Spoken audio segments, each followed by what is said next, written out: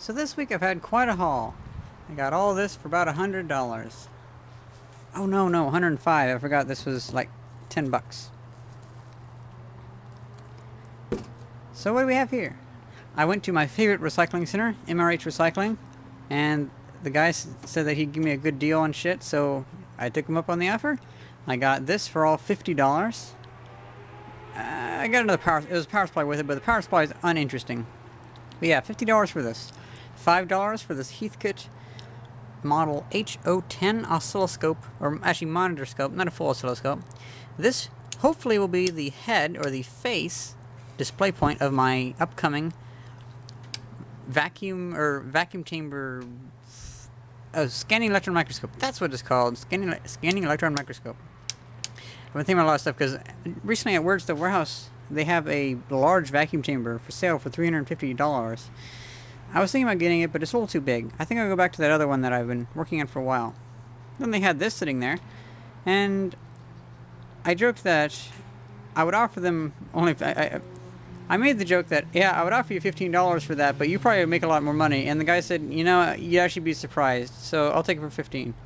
Or, I'll give it for 15. I was like, okay, well, $15. I'm not a...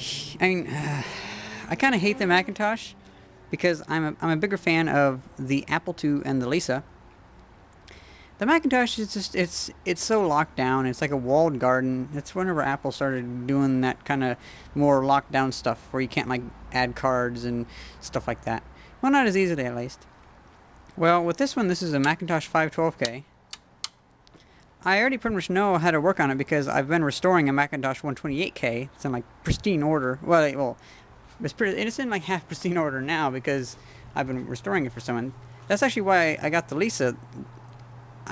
I get to keep the Apple Lisa if I restore that, and I restore the Macintosh 128K for its owner, and so that's a pretty fair deal. I may bring back the Macintosh 128K and finish whitening the plastic with hydrogen peroxide. Oh, one of these bins that I got, these work perfect for having the hydrogen peroxide bath. That works out perfectly, but we're getting ahead of ourselves. So yeah, Macintosh 512K for $15. I don't really think I want to keep it, but as soon as I knew it, I know that other people would want it, so I might be able to trade it for like an original IBM PC or something like that. Who knows? Then we have a Dell Optiplex that I got for $15. This one's pretty nice. Comes with 2 gigabytes of RAM. It's missing the hard drive, but that's to be expected because they can't really sell the hard drive because there might be stuff on it. Has a PCI slot, has 2 gigabytes of RAM, CD drive, and it comes with a Core 2 quad, an Intel Core 2 quad. So that's actually a pretty nice processor. I just love the Dell Optiplex series. This is an Optiplex 755. I used to play Final Fantasy XIV and pretty much any game on my Optiplex 320 with a Celeron. A single core Celeron from about 2005 or 2006. This one's from 2008, so it's even faster. I think it's like 4 times faster, I'm not really sure. But yeah, I got this just because I wanted to have a 32-bit machine, because 3D Ripper DX works best with a 32-bit machine. 3D Ripper DX is the software I use to rip all the graphics, all the 3D models from video memory of a game, so then I can like 3D print those 3D models or whatever. But yeah, I got that. Not bad for 15 bucks, and I think it works. Haven't plugged it in yet though. We'll try to do that today. Also pick this up. It's a monitor. I think it's 1280 by 1024. That's a pretty good resolution. I wanted a secondary monitor, but it'll probably be mostly my second monitor. But then whenever I use this, it'll become the monitor for this. Not bad for 10 bucks. And then me and Jay went to Urban Ore. That was the last video actually. I got this really nice little toolbox. Not really sure when it's from. Definitely looks quite old. I love it. Looks like it was green originally. Or black, I don't know. It's kind of like green paint going over black paint here, so it's probably been painted several times, but at least the 1950s or older. It was $15. It was one of those things where I would gladly pay less, but $15, it's kind of on the cusp of cheap enough, or the right price for me not to feel about haggling for it. Then I got this, a reel of film. I'm going to take this back to Illinois in September, and we can see what's on it. I think it's home movies. 16 millimeters, probably like 8 or 9 minutes here. Also got this in the mail. These are ball bearings. These ball bearings are going to go with my tricycle. I believe it's the right size too. I'm not really sure about that now. It might not be right, but, well, fuck it. I mean, whatever. We'll find out. I'll do that in the next video. I also went to Weird Stuff Warehouse. Got these 2 bins. This was $10. Nice industrial, probably polypropylene bin. Another one for $4. It's like $4? I can't pass that up for $4. And now that I got it home, it occurred to me one would make a very good hydrogen peroxide bath for whitening old computers. And I picked up an 80 gigabyte hard drive for about $10 from Weird Stuff Warehouse to go with this. I usually try to steer clear from Seagate drives just because, well, I kind of know why those suck. They just have bad, I've had bad experiences with them a couple times. I mean, don't get me wrong, there are some Seagate drives that work very great, but they also tend to die very quickly, especially the 3 terabyte ones. So I just kind of try to go to Maxter and stuff like that. So now I have a 80 gigabyte, oh shit. IDE. I'm not used to having to use SATA. Well, let's go with the 120 gigabyte SSD in here since I have that laying around. That's unfortunate. Oh well. So yeah, I'm pretty happy with that, except for that hard drive. I was thinking it was going to be IDE. Oh well. I can use that somewhere, I think. I don't know. Or, you know what, I might take it back and just ask them if I can swap it out. That works okay. Of all this stuff, I think most of it can go into my room. One of the bins can go into the shed. So, I think I'll take this into the shed, though. You know, this thing is actually pretty cool. So now, at the very least, before I move stuff in here, I can start moving stuff into the shed. That stuff can definitely go into the shed because, well, it's like solvents and little tools and stuff like that. Then, of course, the new toolbox I have will hold stuff like these wrenches. And can't really think of much else. But I'll find other nice tools to go in there. Oh, this can go in the shed too. You know, I kind of want to keep this in here, but yeah, this can go in the shed too. Actually, you know what? This will go in the toolbox. So I just washed off the new toolbox. And it looks so much cleaner inside. It's actually green. Look at that. It's kind of interesting how right here, it looks like somebody's really taking care of this thing. Like, for instance, it looks like it got bashed up and someone actually took the time to beat it back out to make it square again. I just love this thing. Judging by the tape on the handle, that's at least 1960s or older. So this is probably made in like the, I don't know, 1940s? I'd love to have you guys' opinions on when you think this was made. Look at the latch. Oh, it's also green, so it might be around World War II, like the 1940s. Because that color seemed to be getting a lot more popular around then. I might see if I can remake a key for it.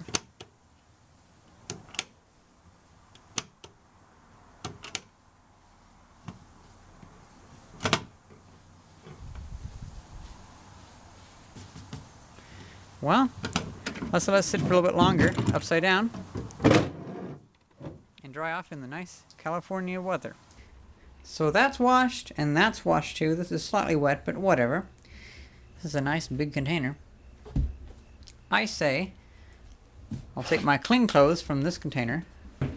So this is now the clean clothes container. And that will be the dirty clothes container. Seems like a pretty good storage, so I'll put my dirty clothes up there, like for instance, this isn't quite dirty, I only wore it for a couple hours, but whatever. And then that'll be enough for like 1 week of clothes, and that'll be enough for all my clothes to have more than 1 week of clothes ready for me to use. Now for this toolbox, he cleaned up quite nicely. Very happy with it.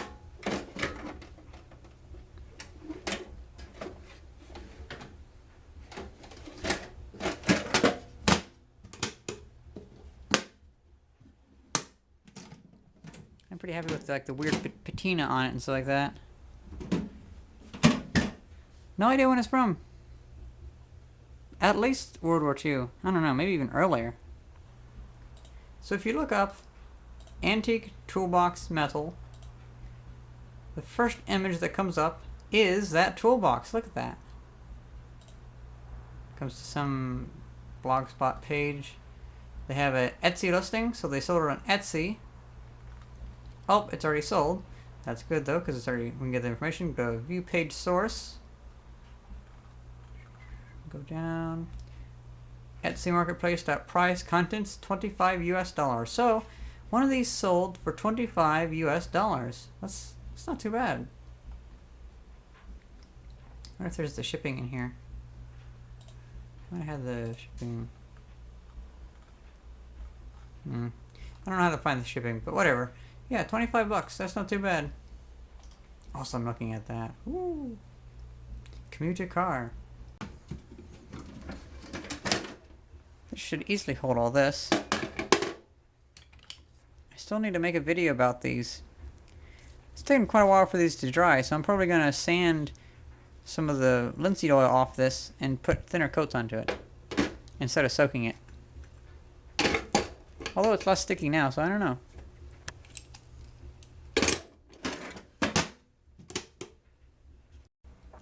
Pretty soon I'm going to think about making a stand for my television. So it'll have the television, it'll have the Nintendo, it'll have a perfect like place to have the Nintendo cartridges sideways, because yeah, there should be a good height. And it'll be like a custom little shelf for all my Nintendo stuff. My television. And I don't really know for sure about like what it'll have on. Oh, you know, I could make it to where maybe you could fit the VCR underneath. Because that would be, if I wanted to have this thing anchored down, putting that in the base of the TV stand, that would make it pretty much bolted to the floor basically, just because that thing's so heavy. So that would make it difficult to tip it over. That would probably be a good idea. But that would make me have to make it deeper and wider, but probably that wide. But that's okay. I could make it to where I have the Nintendo games stacked up on the side right here. I don't know. Or I could just have it, or a little space to have some Nintendo games right here. I don't know. I'll be thinking of designs and measuring things up to make it to where I can fit all this stuff together without having to have it on that box. Maybe a good place for that. Now I just need to get like an Apple III and I'd be set. Okay, actually, I really want an Apple II. The Apple II is really the only Apple product I really like, just because it's a nice little computer. I almost like it more than the Commodore 64, but I don't know. It might just be because my Commodore 64 burned out like only a few months after I got it, so I've only had real experience with the Apple II. I kind of have a theory that if you just take your junk and put it in like an organized like pile, it looks a lot better, especially if it's underneath the table, because it looks like, oh, whatever's underneath the table, that's like a clear boundary of kind of random stuff gets pushed underneath there. So that's kind of nicer.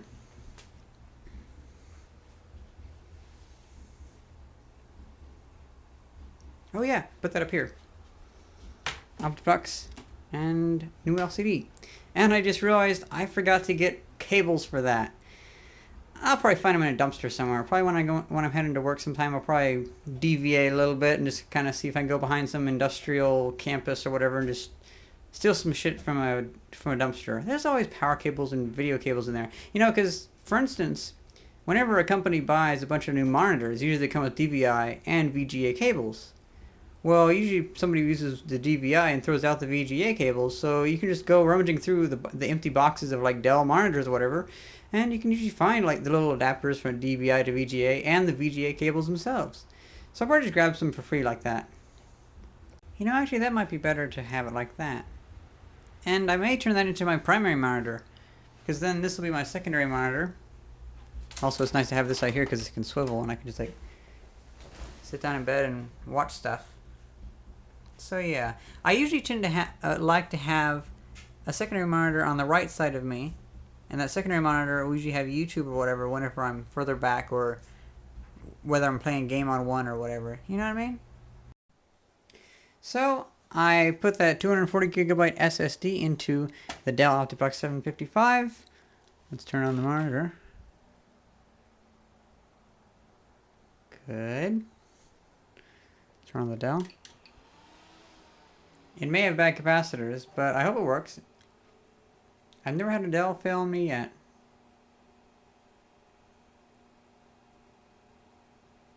Oh, look at that. Looks good to me.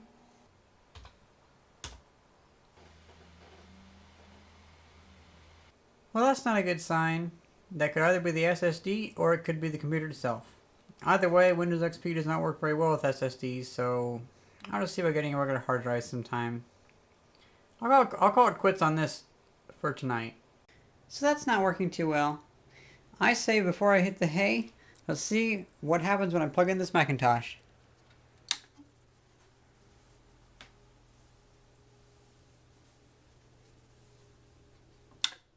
Nothing.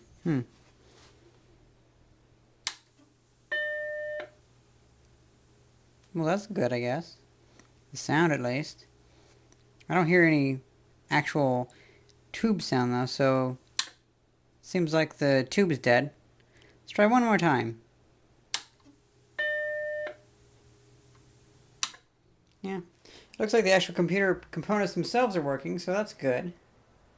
It's just that the monitor isn't.